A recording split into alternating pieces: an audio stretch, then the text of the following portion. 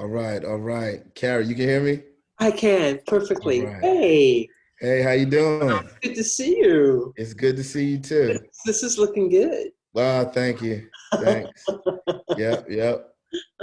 I'm like I guess David Letterman right now. This what a time we find ourselves in to be you know. Yeah, And yeah. it sort of feels like, like all these uninvited guests that are coming into my home. Right, right. Your I Zoom. know. Like, wait a minute, what? Yeah, the technology is crazy. It is Oh, right. you Last know, week we could just make a phone call. right, right. Yeah. It's It's good to crazy. see you. It's good to see you. It's good to No, see it's really good to see you too. you. Yeah.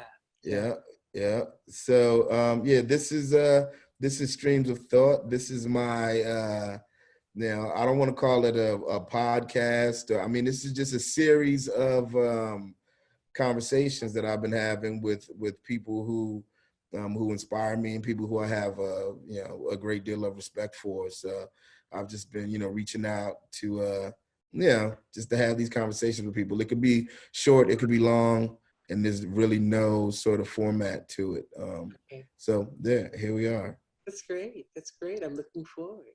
Looking forward. Of course, I think about you a lot. Oh wow. I think about you a lot, and the work that you're doing and how you're doing it. Oh, thank you. And I just wrote something today.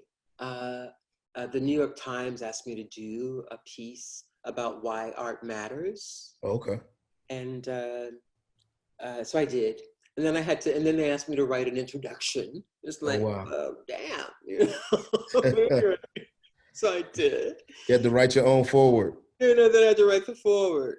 But in writing it, it really sort of forced me to think about, some of the things that I have been thinking about for a long time, Mm, considering for a long time, the work that I've been considering for a long time, who were the players, who was doing what, right. and you're sort of thinking about the sort of landscape and the sort of period of time, really. I remember I wrote them finally. I said, for years and years and years, every Sunday, I got up and I went to the corner store to get my Sunday fix, a copy of the New York Times, a Sunday Wow. edition of the New York Times. Yeah. But then one day, I had to sit down and cry when I realized that I had read the paper from front to back and there wasn't a single story about any African American artist, any Mm. African American musicians, any African American writers, any African American dancers, Wow. right? And I said, even during that long, dry season, I stuck with you. Right, right. you know? And then something like happened on the cultural landscape. Something I think significant happened on the cultural landscape that's been important. And out of that, has arisen, extraordinary voices that have been there for a long time, Hmm. but voices that are getting play in a new way. And I'm going to, say, but in the best possible way, that that your voice, that your sort of extraordinary voice has arisen out of this crack in the armor, this sort of Oh shift wow. in time where it's become absolutely imperative and clear that other voices absolutely must be heard, that those voices are very particular in the way in which they speak, in a very particular way in which they shape the world, and it's a part of that shaping that gives art and culture its meaning. Oh wow. Well, thank you. Thank you.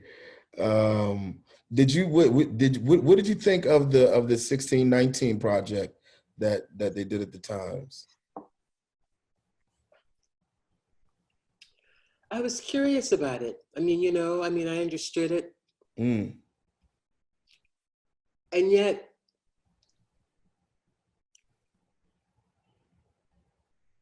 I think that the it's absolutely a necessary project for the terrain and the ground that it covers. right. But I think that they left out something really important.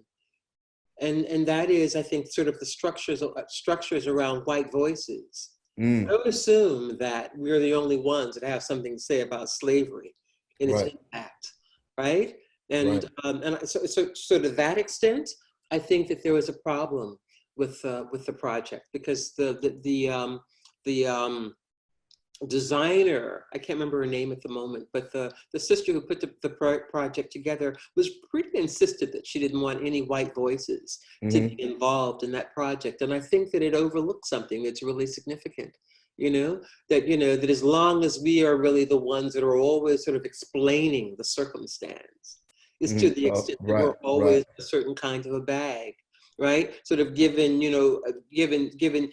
so we're not holding accountable contemporarily, Right. those voices that absolutely need to be heard. We need to Wow. really understand, how our labor in all of its form has really assisted somebody else in their privilege, Right. right?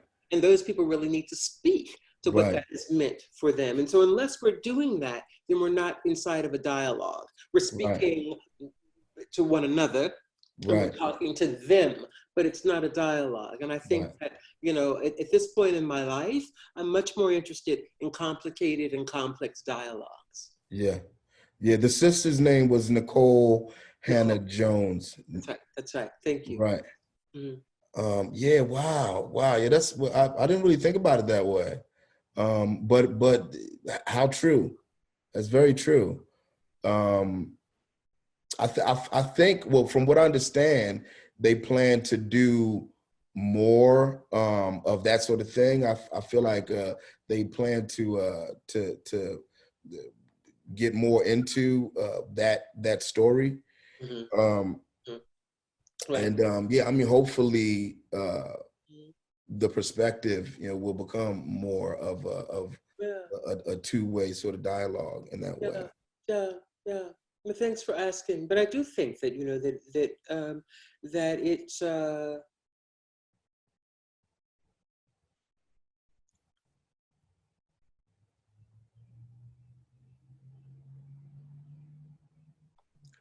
that there's a room for another set of voices to sort of engage in this sort of powerful, American story. Right. And yes, we absolutely have our position within that, clearly. But I'm very much interested, and I think that for too long, we've really let white people off the hook with not having to sort of Mm, deal and negotiate with their shit, you right. know? And Wow. so they're always doing that, Yeah. but not this. And so what that might look like, I think, might be really important as we move into this new future and as we move into this like new century. Yeah. As we Yeah. move into this new century, what is the future? What does that look like? And what are the narratives that we sort of develop out of our story, out of our sort of collective dynamic story? Wow. But I have a question for you. I have a Okay. question for you. Um,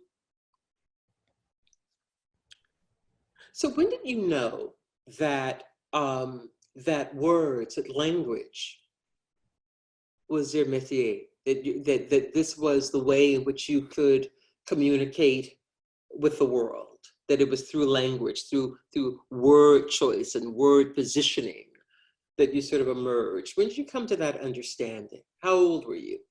I think at a young age, around between the ages of maybe 8 to 10 years old, something like that, I really processed the the way in which words, like words drive people to the most uh depth of passion. Like people, the way people respond to words, wars, have been fought over words.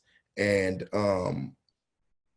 things people say, the way in which people say it, like the things we say, the way we say the things we say, matters. The intention behind things we say, and all that. I think yeah, around, the age of 8 or so.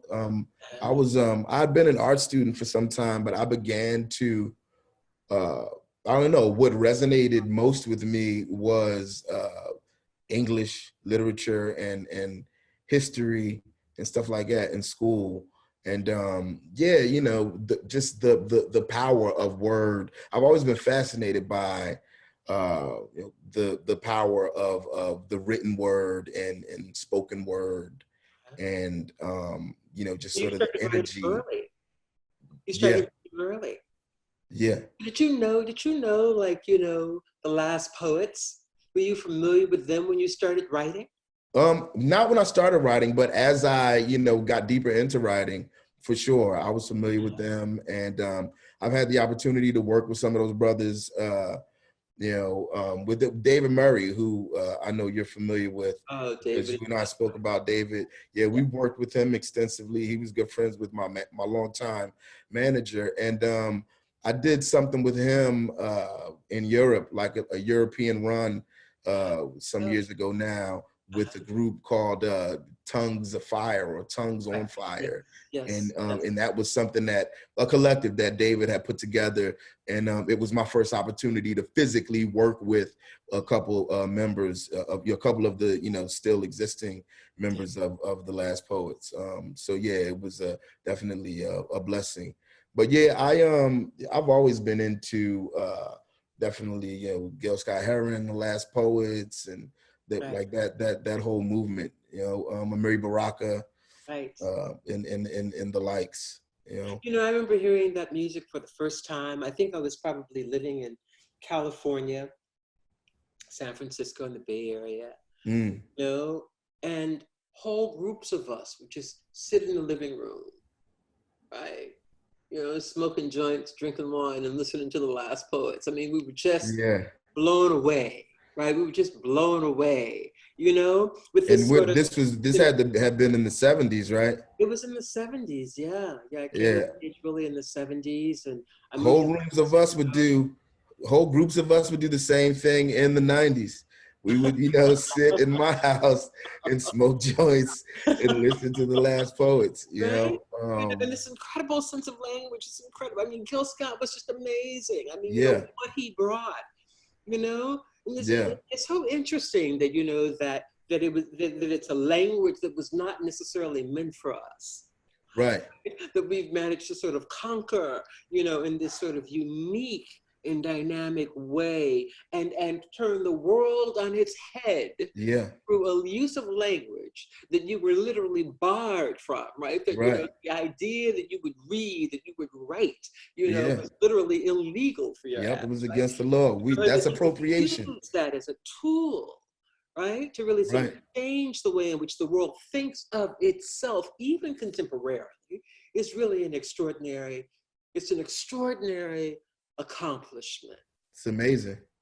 Yes, it is. Yeah, it's amazing when you think about it. Yes, it is. Yes, it is. I mean, I think that, somehow embedded in this gift, into this gift, is an extraordinary and compelling sense of grace.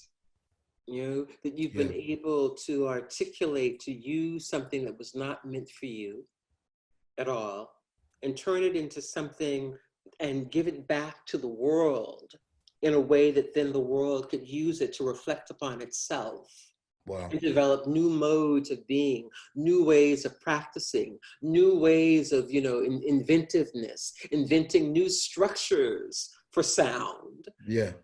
has been a part of the thing that you've been a part of. Yeah. Yeah. It's It's pretty heavy. It's it pretty really is. It's heavy, heavy. but it's also, it's a matter of fact. It's, And it's it's fabulous. something that I haven't taken for granted. I feel like it's been part of my purpose and part of the purpose of my contemporaries, in that that's sort of what we are here for. You know, so people may not be familiar with you as an artist. obviously am. You've had a career that has spanned decades. You've won awards, been granted fellowships, and garnered much national and international acclaim. When I was honored a year or so ago by the National Sawdust, you were gracious enough to present to me, and your words moved me. So I thank you. Not only your words, but the way in which you spoke them. So I thank you, and I look forward to being able to to return the honor one day. But what I've gotten from our interactions, I haven't known you very long, but I've known you for some years. And what I've gotten, well, it feels like I've known you, for my entire. Maybe I have. Maybe I knew you in a life before this one. But what I feel we have in common is that for you, it's great to be recognized in that way, but it hasn't really been about the awards, and you haven't really been as hung up on exposure or having a super popular exhibit up at some major gallery, as much as you've been concerned with like pushing the limits of creativity and sort of questioning the constructs of society, and I guess mostly challenging yourself and challenging the status quo through what it is that you do. Do you think that is an accurate sort of assessment? That is, it really is. I wish, of course, I'm like, extraordinarily vain. Me too, and I've come to realize that, and it's weird. It's funny that you mentioned vanity, but I'm sorry. You have to claim who you are. Yeah, Claim yeah, who you are to see who you are, right? yeah. So Wow. I know that I have my own deep self-interest Mm, always. I'm but I'm really and I love what I do. I hmm. love my practice. I get up every morning and I come to my studio first thing. Like, I get up, I get a cup of coffee, and I float down to my studio. Mm. And this is where I am from about 7 in the morning until about 7 o'clock at night, every day. Wow. Every day. Not like every other day. It's some bullshit. Like every day. Wow. This is where I am, just sort of working it out. Really working it out and being in a space to work it out. And so I'm working on my own stuff, the stuff that I really care about, the artwork that I need to make because I'm a maker, because I'm a Hmm. maker. I'm a visual artist, and so I'm always looking at images, looking at pictures, and sometimes the work is not just about what I make. The work is understanding what others have made, what Mm, others have made in the context in which I exist in. And mm, so I am, and I have been for many, many, many, many years, maybe even from the very beginning, really interested in the context in which I was situated. Who were the other artists who came before?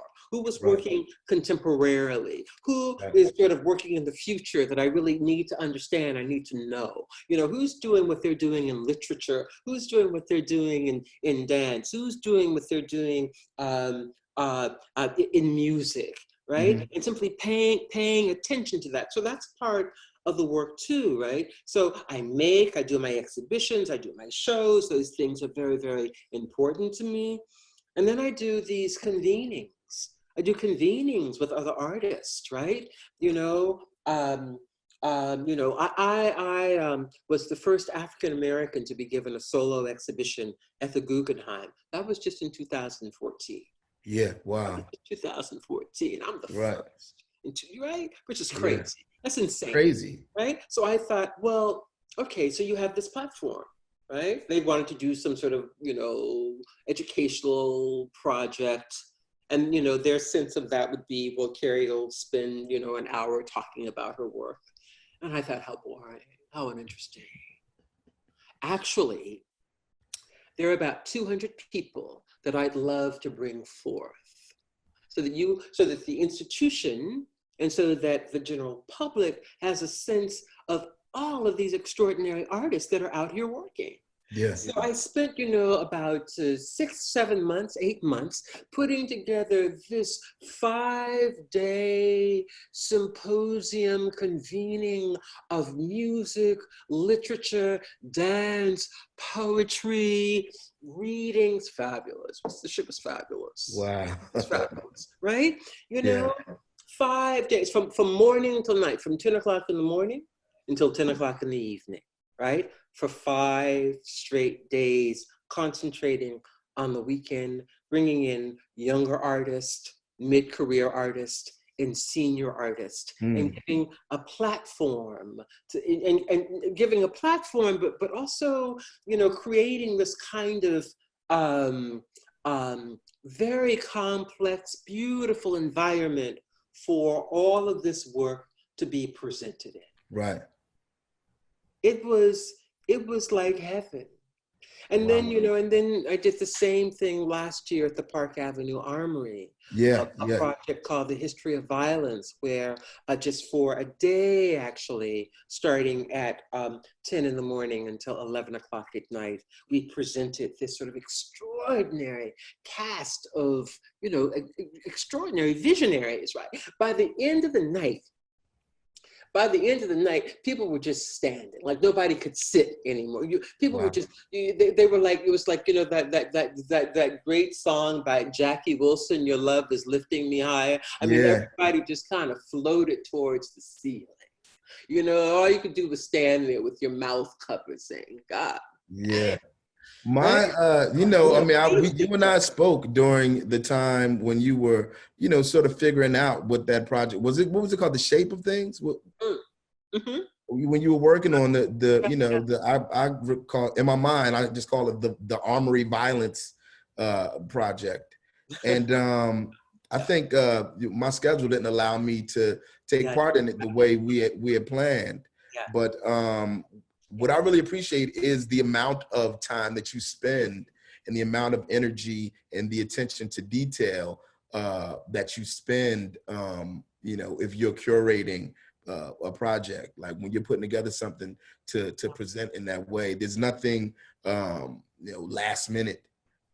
No, they're very complicated. They're very complicated. But I mean, it's not really complicated.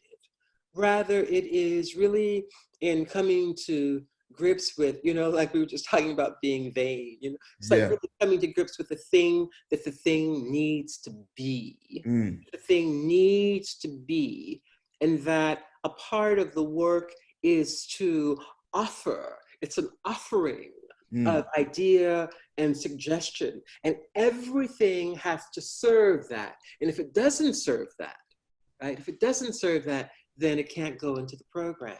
Right. And so I think that's simply, I think I developed this kind of early in my thinking, that there are ways in which I want to be welcomed and invited into a space. Right. It makes me feel deeply connected to that thing. And so that's what I try and do in putting together these projects, not unlike, of course, the next project that we'll be doing at the Armory, hopefully with you in the lead, directing and designing the performance aspect of it. No, I'm really excited about that. And I was going to say, I don't know how much, you're ready to sort of share about it, but for someone who I see as sort of a one-woman army, it's sort of apropos for you to be an artist in residence at one of the places that you are an artist in residence, to be the Armory, to be Park Avenue Armory in that way. And like where you did this project, the Shape of Things was a full immersion for a day. This next project is even more ambitious in that you're talking about it being something that I don't know how much you want to share, but this is something that is beyond a one-day experience. Yes, it is. I mean, so this project, I've been, it's called Darker Matters. Darker Matters, from Sea to Shining Sea. Right. Darker matters from sea to shining sea. Which just in those words alone is this double and triple entendres and so many layers of depth and meaning that's sort of there to be interpreted. So, so I started working on this maybe 4 years ago, Mm. about 4 years ago. And, what it needed to be, how it needed to be structured, what I thought of the American cultural landscape, its political landscape, its shape, its meaning, Mm-hmm. and then how to really kind of explore that um, visually. And so the armory, of course, is this huge complex, which, Right. of course, the armory is deeply tied to notions of histories of violence, right? Right. The armory is a place um, for young cadets and military formations, right? How do you respond to, quote, sort of aggressions? How do you prepare yourself for war? Mm-hmm. Right. So it has its, the building itself has its history, it has its architecture that I'm aware of. But more than that, just simply being aware of, where we are in the country and trying to figure out ways to sort of address that. It started before the election of Donald Trump, Mm-hmm. but continues. Um, that I've been interested in sort of notions of the circus for a long time Right. as a way of unpacking social norms, to be able to look at them, to be able to look at the sort of topsy-turvy world that circus brings us into, right? A way of sort of examining through play the Mm-hmm. serious. There's this really wonderful Aldelucian folk saying that within seriousness, there is little room for play, but within play, there's tremendous room for seriousness. Wow. Right? You're sort of using that constantly as a kind of a metaphor that allows me to sort of drill into the complicated structure of this work that I'm trying to provide. And so what I thought that I would do would be to sort of introduce then three things. One would be a kind of circus-like atmosphere into the theater itself, into the armory Mm-hmm. itself. And then because it's my nature, since as vain as I am, I really don't need 55,000 square feet of space for Carrie, right? Right. But I do need 55,000 square feet of space for the people that I care about and the ideas that I care about. Right. So I decided that I would invite a group of artists, a Mm-hmm. group of artists that I thought spoke to, again, the sort of notion of the topsy-turvy, of the circus as a kind of metaphor for dealing with the political moment in which we find ourselves. Mm-hmm. And then I would do a performance. So there's going to be an exhibition of 15 contemporary artists.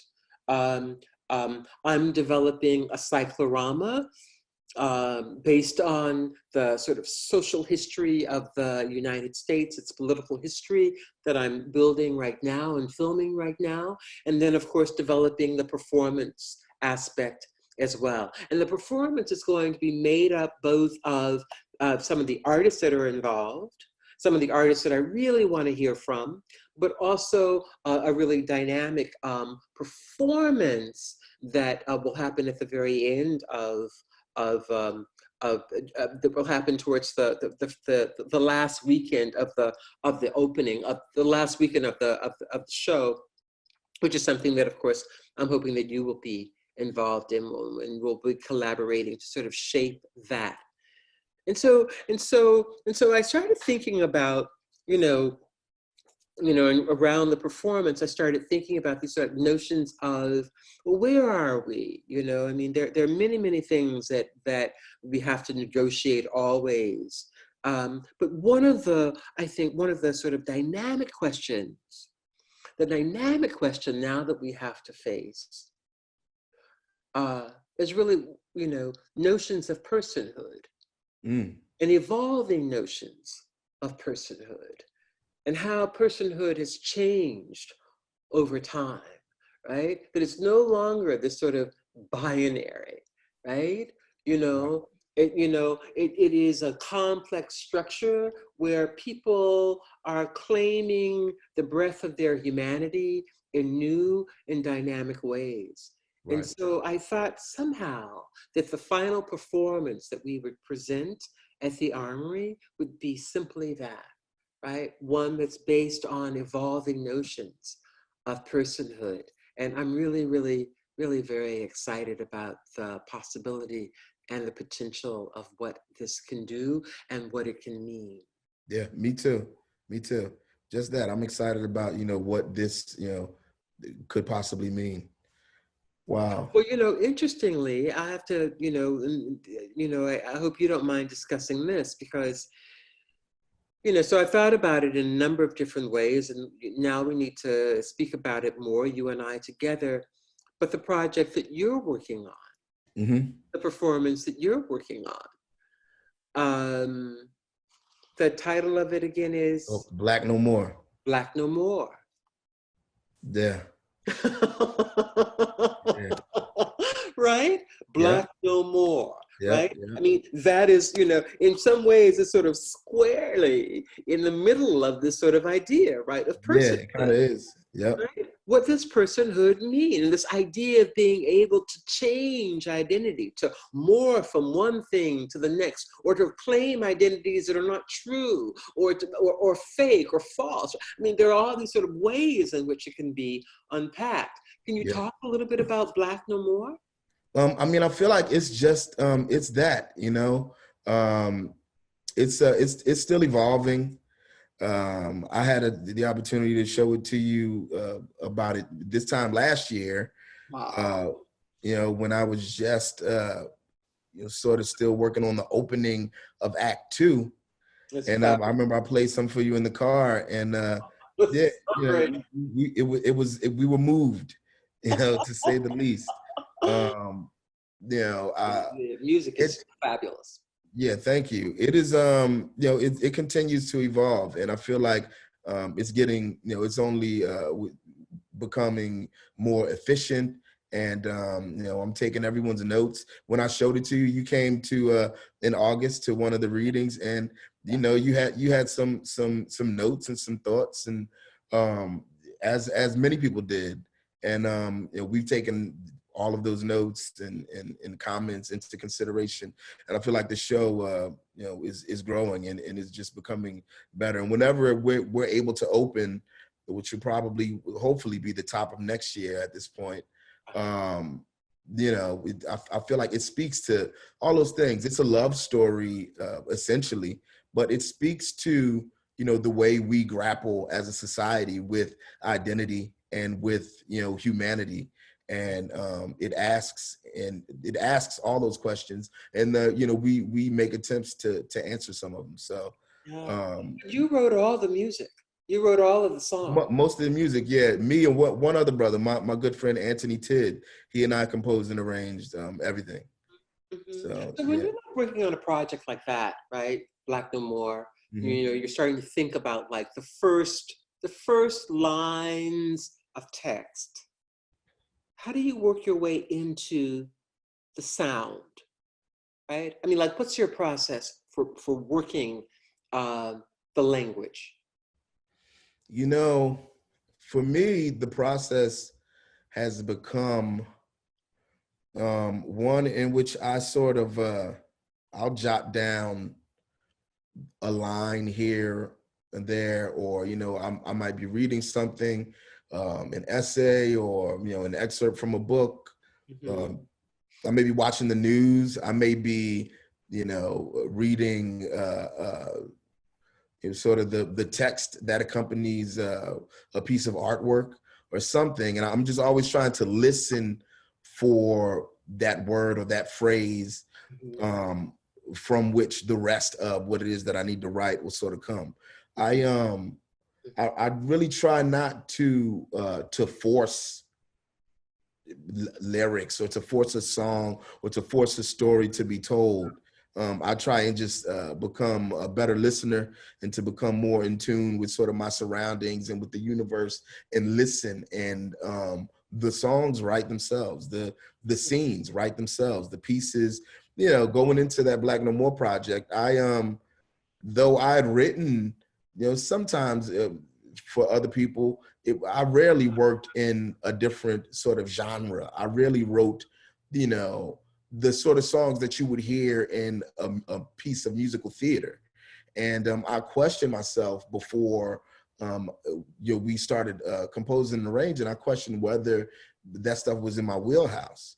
And you know, come to find out, all of it is. It's just, you know, a matter of sort of listening to you know, the piece as it presents itself, if that makes any sense. You know, I guess I work in the way that Miles Davis once told his band to play what's, you know, what's between the lines. And that's sort of that's the way in which I try and write, and the way in which I compose. You know, I try and pay attention to what's in the margins and what's, you know, sort of in between what is written. You know, I try and occupy. One of my lines is something about where I reside. I reside between the seconds on a chronograph. So I try and occupy that time and space before, you know, the time and space between the time and space that we sort of you know, document and keep track of, if that makes any sense. You know, I mean, I'm always interested, you know, in sort of artistic, you know, process. You know, so I was working on something. I was working on the Armory project, actually. And, you know, really in here, just working and working and working and digging and pushing and moving things around. And then, you know, the thing that I've really sort of noticed is that all of my material comes, like the clarity of vision, the clarity of focus, the accuracy, or the deep emotion that surrounds the thing that I'm really trying to get at. It happens when I'm actually not at my desk, but it happens when I'm most relaxed. Right. Right? It happens, Yeah. you know, usually between, like, you know, 4 and 6 or 7 o'clock a.m., Yeah. right? Yeah. You know, or, you know, when I'm at my acupuncturist, Yeah. you know, like resting, you know, but, you know, it's only, you know, and the thing that is sort of really interesting about that is that it seems to me that a part of the responsibility of the artist, the true artist, is to really get out of the way of the work, so Yeah. that the work can actually do the work that it really has to do, right? Yeah. That's the main responsibility of Right? the. You know, if you Yeah. can just get out of the way of Yeah. yourself, of your ego, of Yeah. all the doubt, all the questions, all the noise that's coming at you, all the demands, all of the requests, right? And really just pay attention to the deeper structure, and to Mm-hmm. allow that deep structure to really penetrate is really, I think, where the real beauty, the real gift really comes from. And um, and it's a space that that I really love, and I can feel when I'm entering it. I know that I'm entering this very special territory of creativity, and all I need to do is finally get up and just go deal with it and or write it down, because the Right. answer has now been revealed. Right. Yeah. We're alike in that way. Can I ask you another question? Of course. You know, I've been doing um, these talks for the last few years,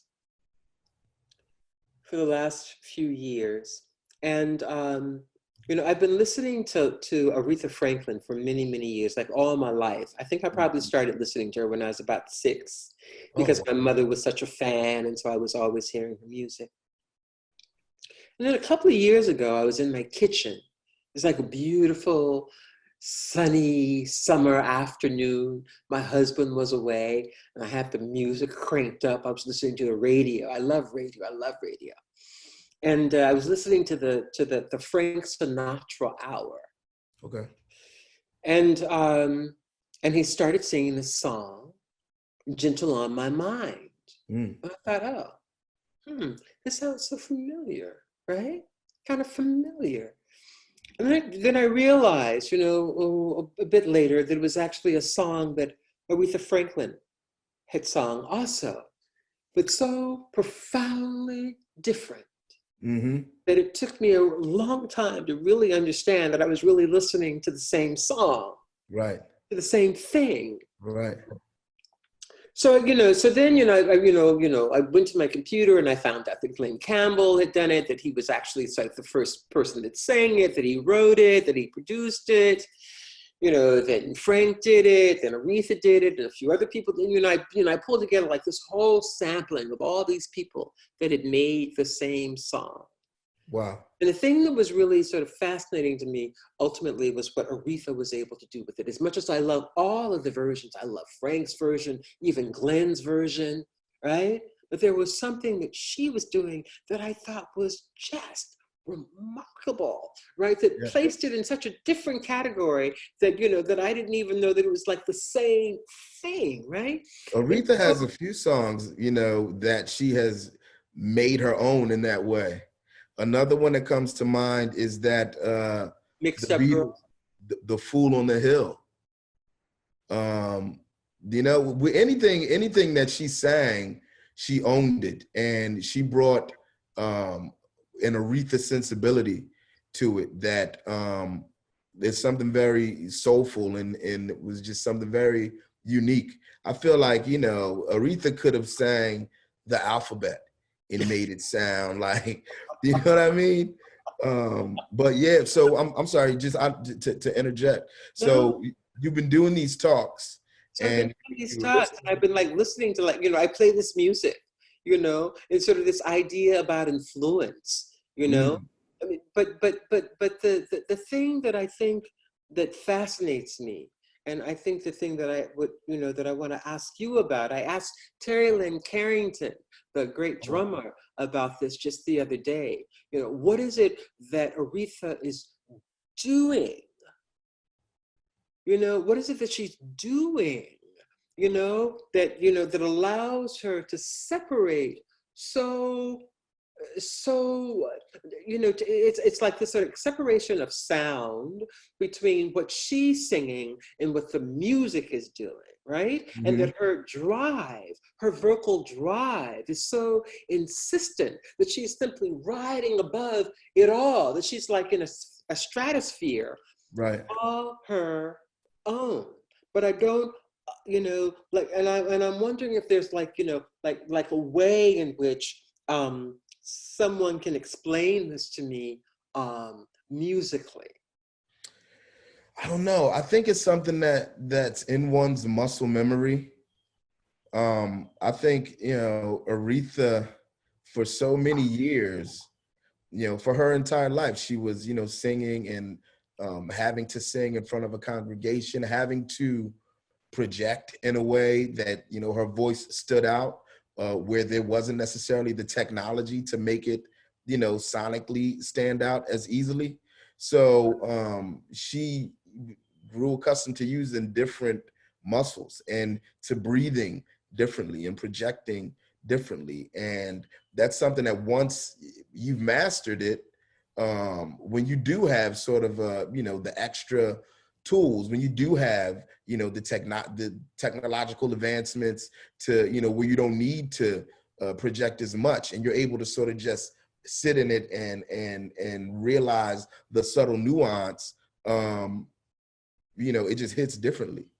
You But know what you, I mean? but you do something that's similar, right? Well, And I, so I I mean, think I think what I do is comparable, for some of the same reasons, though. For mhm. some of the same reasons, Okay. I come from, early in the Roots career, we would play on the street, and we would play on the street with live instrumentation. I would have an upright bass and Questlove behind me on the drums, and people would gather around, and I would have to perform, and I didn't have a microphone. But I still had to, sort of make my vocals cut through. So there's something in the way that, sorry, trains passing.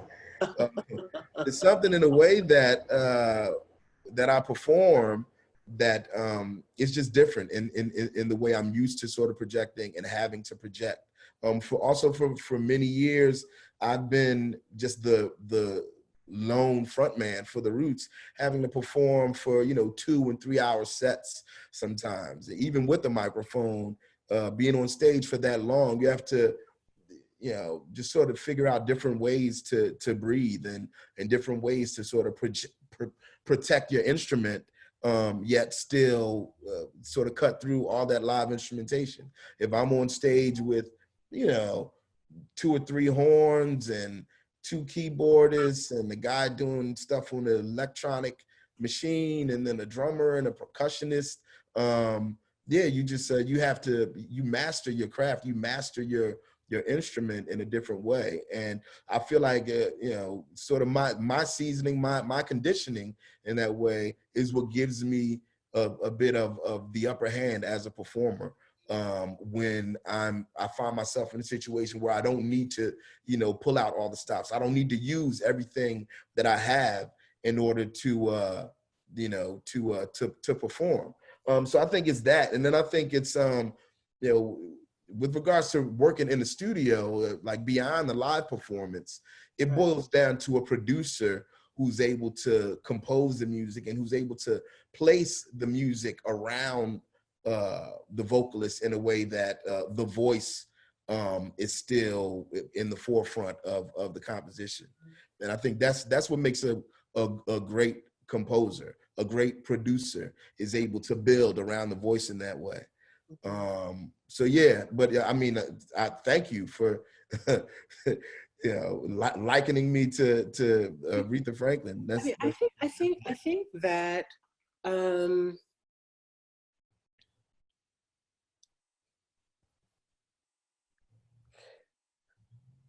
I think that there's also this thing that's simply called gift,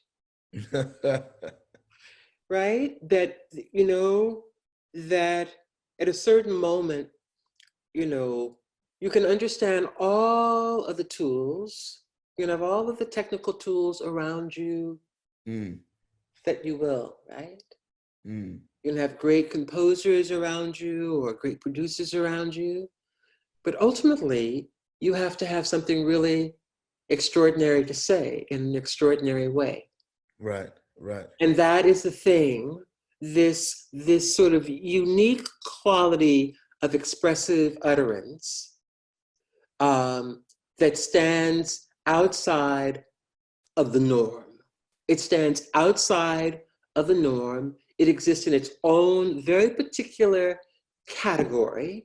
And to that extent, then it becomes unmatched, right? So if I think about the great musicians that I love, no matter if I'm, whether they're, jazz musicians, blues musicians, rap artists, classical artists, right? Or dancers, whatever the field, doesn't really matter, right? The great artists really do stand outside of the norm, and they take you into another space that that has, I think, that yes, using technique, but has very little ultimately to do with technique. That it has to do with a very, very deep sense of internal vision and understanding and an ability to connect deeply with the heart of the self, the heart of the self, the heart of the self, right? And so, it's like looking like it, I remember going to see, I love quilts. And so there were a group of quilters, the G's Bin quilters. Yeah, yeah. You You told me this story, but I would like you to please tell it again. Yes. I told you this story. Yeah, yeah. You told me at lunch one day. And so there was this I went to the show, I went to the book, I had the video, and every time I saw certain work that stopped me in my tracks, every time, right? Because all of the work was really beautiful. But the work that stopped me in my tracks every time turned out to be the work of the same person. Mm. This woman named Loretta Pitway. Yeah. Loretta Pitway. So I found myself one day in Alabama, and I decided to take a drive to see if I could find Loretta Pitway, and I finally did. Just to make a long story short, I did. I found her, and everything that she made, and everything that she said to me the day that I met her was either before or after the death of her husband. Everything. Right? Everything that she said to me was either before or after the death of her husband, and she pointed that out, like, oh, that was before my husband died. That was when my husband died. That was after my husband died, right? And so at one point, Loretta made this quilt. She took all of his clothes, gathered all of his belongings. She cut them all up, and she made a quilt. And she said, I just had to have one to wrap myself up in him every night. So I made this quilt out of his clothes. And so a great artist who used a needle and thread and pieces of cloth and rag, a woman who many of the other women in the G's Bin Quilt Co-op thought that she was really the worst sewer. Mm. She was the one lacking the most talent, right? She was the one who didn't care about a straight line. Right. Right? She was the one who didn't care about a straight line. And therefore, not caring about that straight line, not caring about whether or not she had that perfect thing, right? But that she had a perfect imagination and a deep, deep, deep rooted sense of emotion that could guide the work, I think speaks volumes. And so whether we're talking about, again, sort of technologies or not, really at the end of the day, I think it really has to do something with deciding that we can step outside of the straight line. Wow. Yeah. Right? That the straight line will not get us really to the depths of where we need to go, because there's nothing straight about the lives that we're living. Right? Right. So. Shoo. That's real. Absolutely. I'm happy to talk to you. Thank you so much for the phone call. Oh, no, thank you. Thanks. So we've got all this work to do around the armory. Now we have to build this amazing project, with these terrific artists, with you in the lead. And we will make something really dynamic. I think that we should probably really start thinking about Black No More, and the music of Black No More, perhaps as the center thread, or the core that we build the performance around. I think that this makes perfect sense. I agree. So yeah, so there's some, like, I think I'm gonna have to do a part 2 now, because I didn't really get to ask any of my questions. I didn't get to show any of the, like, I learned how to do a share screen thing now. Like, there's so much more that I want to do, but I mean, we've been talking for such a long time. So yeah, I'll be speaking to you again soon, no doubt. And then I'll have to ask when I can record another conversation, because absolutely. Well, I'll be home for the next couple of weeks, so I'm not going anywhere. I'm always available. Perfect. Okay. Give my regards to your family and to Michelle. I will do. Give my regards to Jeffrey. Thank you. I promise. Peace. Yep. Thanks for the conversation. Love. Thank you.